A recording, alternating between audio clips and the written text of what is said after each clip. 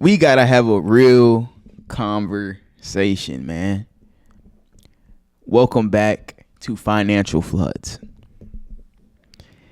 In America, the average person doesn't have $1,000 for an emergency situation. I want you to think about that. So when you see all the cars and all the clothes people have,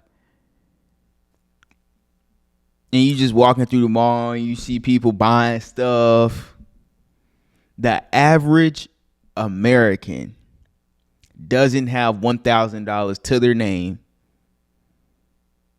for an emergency situation, including me. Now, my situation's a little different, all right? You know what? No, I'm not finna give no excuse here. If you don't have $1,000 to your name for an emergency situation, I'm not here to tell you what to do. All right?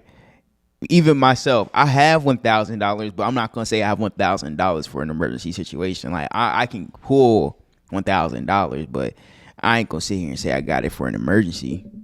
Like if a $1,000 situation pops up, I'm not finna be hurt. You feel me?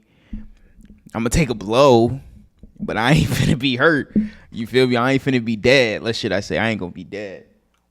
But I ain't finna sit here and tell you exactly what to do or how to get money. I just need you to get up and do something. I need you to put $1,000 to the side before you invest in anything. $2,500 to be safe. To be real with you.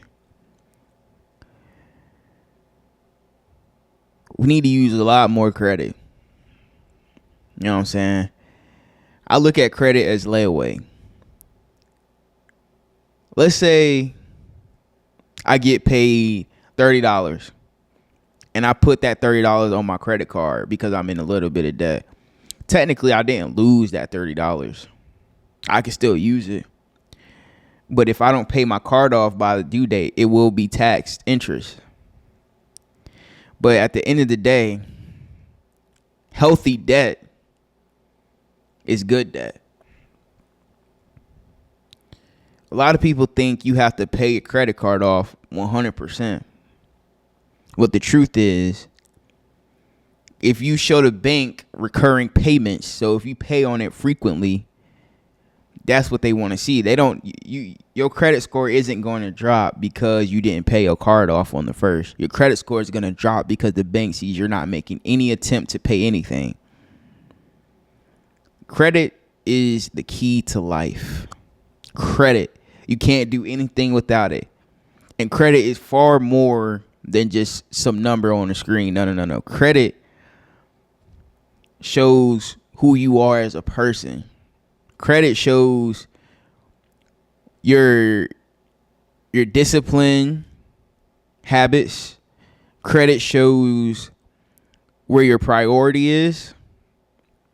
Credit is measured in many different ways other than just the number, your credit score. It's measured. It shows people way more things than just your credit score. It shows who you are as a person. Essence. It shows your essence. Okay, he has bad credit, so that means he doesn't pay his bills on time. He probably has a low paying job. He probably he's undisciplined. He's all these things just off the credit. The average person doesn't have $1,000 to their name. Why? Because their money is going to places that don't matter. They're overspending on food. They're having the newest Jordans. They have Balenciagas. They have Prada, but they have bad credit. They don't have $1,000 to their name. This channel is just me talking about financials. I'm not here to give you the answer. I'm not here to guide you.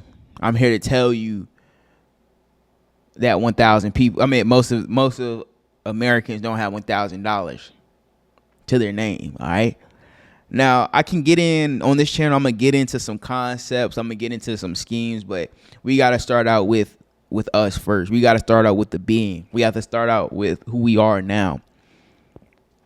And if you want to ever make some money, you got to fix the way you do things. You got to change your mindset about money, about credit, about taxes. You have to change your mindset from this is hard to I have to know this so that I can be a boss, to I have to know this so I'm not a fool out here. Because the only reason why you're in your situation is because of the lack of knowledge you have, or the knowledge you do have. That's the reason you're in your situation right now. Any of us can change our situation with more knowledge, more information. We just got to be dedicated to the process. We have to be dedicated to the cause. It starts by having a savings account. It starts by having money to the side so you're not stressing. It starts with having a steady income, knowing tomorrow you can make some money, at least on the job. A lot of people want to put their pride in front of themselves. No. You got to go push that cart, brother. You got to go work that register, brother. You got to go stock them shelves, brother. Or you can go get a trade. You can go do HVAC. You can go do automotive. You can go do construction. You can go do welding. You got to do something to make that income. Because without the income, you're nothing. You're nobody. You don't exist on this planet without income. And I've done it all, bro. I've sunk the ship already. I scrubbed toilets. I was a janitor at a high school, bro. You can't tell me I don't know what it's like to be at the bottom. You can't tell me that. I seen it. I sunk there. I was there. I lived it. And I'm telling you, you got to do whatever it takes. It's too many of us relying on the system when we can go get it ourselves. We can go get money ourselves, man. It's too many of us relying on other people to help us out in our situation when we got to go do it ourselves. Finance is not a hard subject. It's just something you got to be interested in. And nobody is going to tell you the game either. That's the crazy part. The one thing about finance is nobody's going to, you ain't finna walk into Walmart and hear somebody talking about finance. You ain't finna walk into Target and hear somebody talking about finance. You not finna go to the club and hear somebody talking about finance. You got to go get that yourself, bruh. You got to listen to these type of videos yourself. Listen, the average American doesn't have $1,000 for an emergency. The first thing you need to do is build your case, build the foundation, save $1,000 and put it to the side. That's not even your money no more. Before we get into investing, before we get into the plays, before we get into the stocks, before we get into options, before we get into real estate, before we get into bonds and futures and contracts and all this other stuff, we got to have a foundation.